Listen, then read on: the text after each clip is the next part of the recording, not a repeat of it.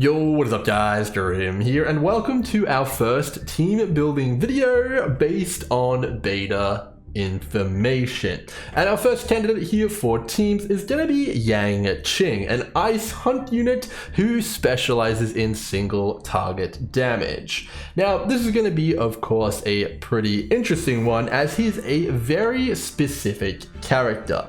He can certainly put out a massive amount of damage, but his unit capabilities are pretty specific. Let's go over what I mean by that. So, of course, Yanqing has the standard basic attack, which is always pretty much going to do 100% of base damage. But when you take a look at his skill, it deals 220% of damage. So he's doing over double damage by using his skill. Now, of course, if we want Yanqing to be the focus of our team, which he absolutely wants to be when he's on a team, we're definitely going to want him using that skill then, because it does double the damage per turn that he gets. In addition to that, his skill will also activate Empathic Sword Link for 1 turn, a really important part of how he works. So what is Empathic Sword Link? Well, it's an ability that he gets passively when he's used his skill that gives critical strike rate and critical strike damage, and a massive amount of it. In addition to that, it also gives him a chance to have a follow-up attack on attack, which deals ice damage and also generates him additional energy. That last part is the most important part. Now, overall, this kind of paints a picture where if he doesn't have Empathic Sword Link, he's not really doing too much damage. And that is actually true. Most of his damage does come from, using that skill, getting that crit, and also activating that on-hit effect. Now, in addition to that though, the Empathic Sword Link has a catch. If he is hit with it active directly, he will lose that buff and all of that goodness that comes with it. In addition to that, you need the Empathic Sword Link to get the most out of his ultimate. So when his ultimate is used, he's going to get 60% crit rate on top of his already existing 20 that he's getting from Empathic Sword Link. So if he has an additional 20 from his base stats, it's a guaranteed critically strike. But in addition to that, if he uses the ultimate while he has Empathic Sword Link, he also gains 50% crit damage based on closed beta values for a single turn. Now it also does a heap of damage, but that last part there is pretty important. So overall, this is basically just painting that he doesn't really work without Empathic Sword Link active. He gets way less energy, he gets way less damage. So we really need to make sure that A, he's got it active all the time, and B, he's never getting hit, otherwise he'll lose it. Because remember, it only lasts for 1 turn. So if he's not using that skill every turn and having it up every single turn, he's actually just not going to have it. So he's really never a character that wants to use his basic attack. And when we're building the team around him, we need to consider that. So let's get right into it. First of all, when you're actually building this character, it's good to know that he's the second highest DPS right now with all of his stuff up, but you're probably going to want a little bit of speed on him as he's not the fastest hunt character, and he is going to want a little bit of that. In addition to that, you're going to want at least a little bit of critical strike rate. You can pick that up on the substats. Getting a little bit over the base is good because he only really gets overcapped when he uses his ultimate, and the majority of the fight, it's not going to be really too much. In addition to that, you also would love crit damage, attack, ice damage, all that good stuff whenever you can. His relics are pretty much going to be basic and standard, just increased damage across the board. You're using 2 sets here, well that's what we are right now. And then we're also going to be using a increased attack ceiling station, which we can also get a bunch of value from because we've got 120 speed. Now, overall, let's dive into the team building, shall we? Alright, so Yanqing is our main character here. So he is the star of the show. Let's put that speed in there that we just mentioned, and we'll go to advanced mode to do so. And you can really see how fast he's gonna be here.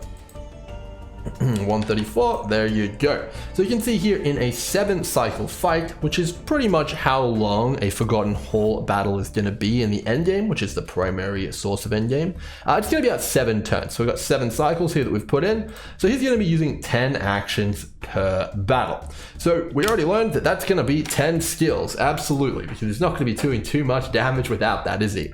Now we also know that Yanqing absolutely needs some shields. Otherwise, he's not going to be able to maintain his Empathic Sword Link, and he's going to lose the majority of his damage, unfortunately. So he's going to have to be paired with a shielder. Now, there's currently only 3 shielders in the game. There's March 7th, there's Japad, and there is the Fire Trailblazer. Now, the Fire Trailblazer isn't unfortunately going to be the best accompaniment for Yanqing. And the reason for that is that her shields are unfortunately just a little bit low.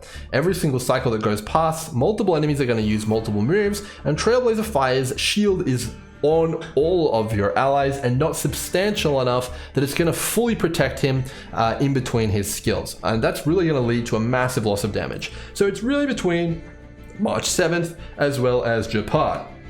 Now Japard is the ideal situation because he actually has that shield on his ultimate, and you'll learn why that's important in a second here.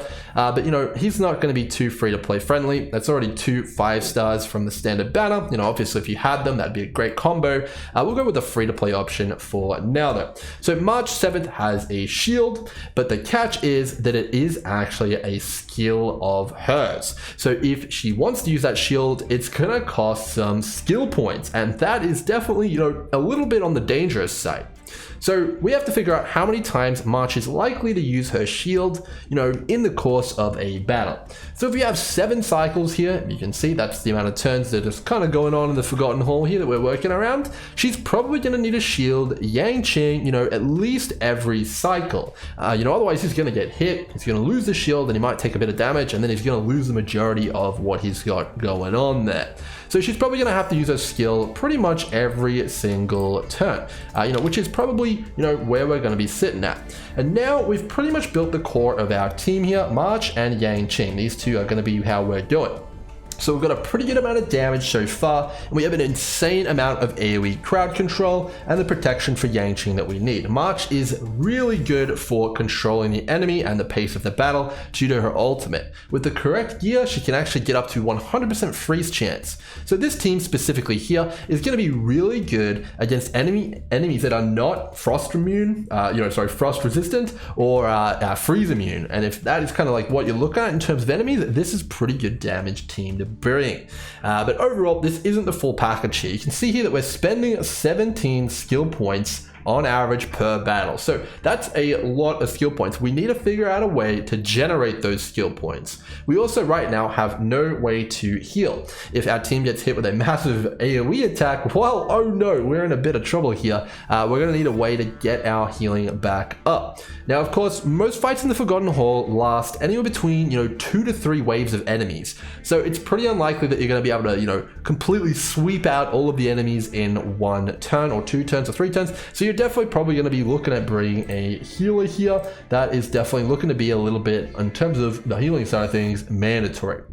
So again, we'll keep it free to play friendly. Right now, there's only 2 healers that will be available on launch, Bailu and Natasha. But here we're going to bring Natasha to kind of keep our team healthy. Now, if you were seriously free to play and you didn't have 2 healers and you were doing the Forgotten Hall, you might be able to get by with just using March's ultimate to really control the enemies and, try and keep them under your thumb. But we're going to bring Natasha here just because she fits so well. So we're going to see here that she's going to get 7 actions over the course of the 7 cycles, and that's going to generate us 7 skill points. Okay, so she covers the cost of March here. We still need another 10 skill points to sustain Yanqing's cost here though, so it's still looking pretty damn expensive. Well, okay, who else can we bring here who can generate skill points for our Yanqing setup here, but is going to bring some extra benefit to the team, as we really do need that. So who can we bring here? Well, we want probably another support. If we wanted to go free to play friendly, our options for supports would be Asta as well as Pella. And that's pretty much who we'll be looking at there. Tin Young can also be a great support, but she actually isn't the best skill point generator, as she actually wants to use her skill herself. And overall, that's probably not going to work out too well in terms of what we've got going on here. So we're going to either use Asta or Pella. Now, I think, why don't we go ahead and use Asta here, just to kind of use her because she is a free-to-play unit. Everyone is going to get access to it. Okay, so you can see here, even with our 2 supports here, we're only generating 14 skill points, and that's assuming they don't ever use their skill once. So we've got a healer here and another support. So you can see here, this is kind of what our team composition is looking like here. So in order to make our team work, we need more skill points. Now, the only way to do that would be to make it so that March isn't shielding every turn, which, might leave our Yanqing high and dry and unable to use his like skill effectively, or we're gonna have to ask him to take a turn off, which, you know, we've already discussed isn't really an option. So the only other option we have here is to increase our support's speed. Now, this is a very effective way to increase the amount of skill points you can get for your team compositions. Now, as I mentioned earlier, the boots are at 5-star, which, you know, you should be able to gain pretty easy access to after 2 months of play. You know, most people are going to have some 5-star boots on their account. You know, after a little bit of gaming, you can get boots with 25 speed. Now, if we take speed and add it to both Asta and Natasha, you know, no substats included here, we should actually be able to see exactly what the effect of that is. So 25 speed plus 98. That's going to be 123 there. So you can see she goes up to 9 actions now. So we're getting 9 points from her now. Pretty good. And if we do the same for Asta, 106 plus 25, well, that's going to be 131 there. Okay, she's up to 9 as well. So now our team actually works. Perfect. We're generating 18 and we're spending 17. And remember, you start the battle with 3. So we've got 3 points to start with. We're generating an extra 1. So Natasha should have a little bit of wiggle room there to use her heal in terms of her skill every now and then. And she's also got that ultimate, which is probably going to keep us up as well. Overall, combining March's ultimate, Natasha's heal and ultimate, and Asta's supporting capabilities, this should be a pretty well-rounded team. Now, it is a little bit light on the damage though, and that's just something that is going to happen, unfortunately, due to the fact that we need to use March. Teams with March on them, where she uses her shield, are really defensive in nature, and they're heavily focused on controlling and defending. Now, if we were to have Japad though, the structure of the team is going to change quite a lot. Allow me to show you. Just to add like a statement here, I think this is probably one of the better teams that you can support Yanqing with. If you wanted to change out Asta for Pella, that would also work, and you'd be able to go for that route down there for the damage. But let's see what happens if we added Japad, as it does drastically change the landscape of the team.